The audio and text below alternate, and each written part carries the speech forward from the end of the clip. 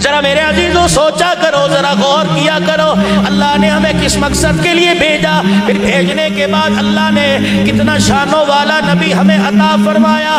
تجھے کیا پتا خلافت صدیق کی بات ہو رہی تھی، اور میں بھی نبی کے آخری وقت کی بات کرتا ہوں۔ جتنے سارے ساتھی بیٹھے ہو میرے اس جملے پہ جا کے ذرا گھر بیٹھ کے سوچنے لگ جانا۔ میرے نبی کو جب طبیعت میں بہتری آئی تو صحابہ کا سہارا لے کر مسجد نبوی میں آئے۔ حضرت عباس کے کندھے پر ہاتھ رکھ رکھا ہے اور دوسرا ہاتھ حضرت علی کے کندھے پہ رکھ رکھا ہے۔ مسجد کی اہمیت بتائی، پڑوسیوں کو مسجد کی اہمیت بتلائی، دکانداروں کو مسجد کی اہمیت بتلائی، کھیتی باڑی کرنے والوں کو مسجد کی اہمیت بتلائی، اور زراعت کا کام کرنے والوں کو مسجد کی اہمیت بتلائی۔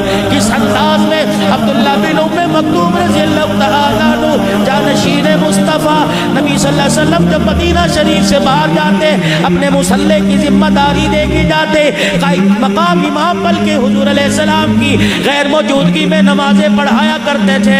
کون ہے؟ عبداللہ بن ام مکتوم حضور صلی اللہ علیہ وسلم کے پاس آ کے بیٹھ گئے۔ کملی والے میرے پہ بڑھاپا آ گیا، ہڈیاں میری کمزور ہو گئی، آنکھیں تو پہلے جواب دے چکی تھی، اب کوئی سہارا دے کے مسجد میں لانے والا نہیں، ساری زندگی آپ کے پیچھے نمازیں پڑھنے کا شرف حاصل ہوا، لیکن اب میری ہمت جواب دے گئی۔ کملی والے آپ اجازت دو تو گھر میں نماز پڑھ لیا کرو۔ رحمت والے نبی نے بوڑھے کے بڑھاپے کو دیکھ کر، آپ کی کمزوری کو، بینائی کو دیکھ کر، معذوری کو دیکھ کر رحمت والے نبی نے گھر نماز پڑھنے کی اجازت دے دی۔ عبداللہ بن ام مکتوم خوشی خوشی اجازت لے کے جا رہے تھے، اتنے میں جبرائیل علیہ السلام آ گئے اور کہا پروردگار عالم کے پیارے نبی، اللہ کے مشورے کے بغیر ہی آپ نے اجازت دے دی ہے۔ حضور نے فرمایا معذوری دیکھ کر، کمزوری دیکھ کر، 80 سال کا اس کا بڑھاپا دیکھ کر اجازت دے دی۔ رحمت والے نبی نے فرمایا، نبی سے عرض جبرائیل علیہ السلام کرنے لگے عبداللہ بن ام مکتوم کو بلا لیجئے۔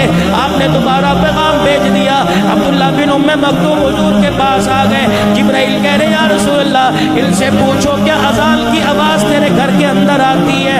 عبداللہ تو بتا کہ اذان کی آواز تیرے گھر میں آتی ہے؟ جی یا رسول اللہ اپنے گھر میں بیٹھ کے اذان سن لیتا ہوں۔ اللہ اکبر۔ جبرائیل کے کان میں کہنے لگے پھر ان سے کہہ دو جب اذان کی آواز تیرے گھر کے اندر آتی ہے تو تجھے گھر میں نماز پڑھنے کی اجازت نہیں ہے۔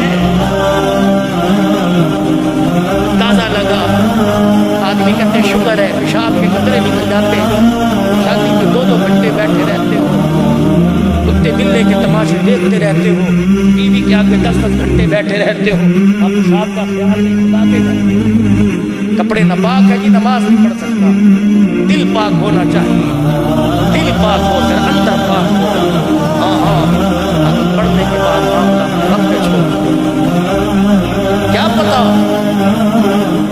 اس پریشانی پر، اس بیماری پر اللہ تجھے دگنا اجر عطا فرماتا۔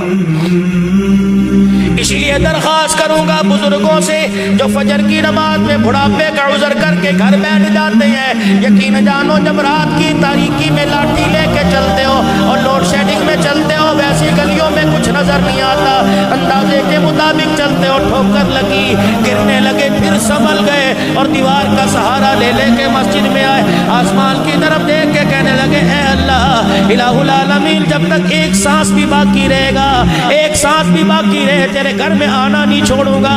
پروردگار عالم یہ انداز سن کے کتنا مسکراتا ہے، فرشتوں میں اعلان کرتا ہے فرشتوں کاش یہ میری آواز سن سکتا، میں خدا اس کو بتا دیتا جب تجھے ٹھوکر لگتی ہے، تجھے تکلیف ہوتی ہے، تیری ٹھوکر کی تکلیف پر جب تو صبر کرتا ہے، پتہ نہیں میں تیرے صدقے سے کتنے لوگوں کو ہدایت عطا فرما دیتا۔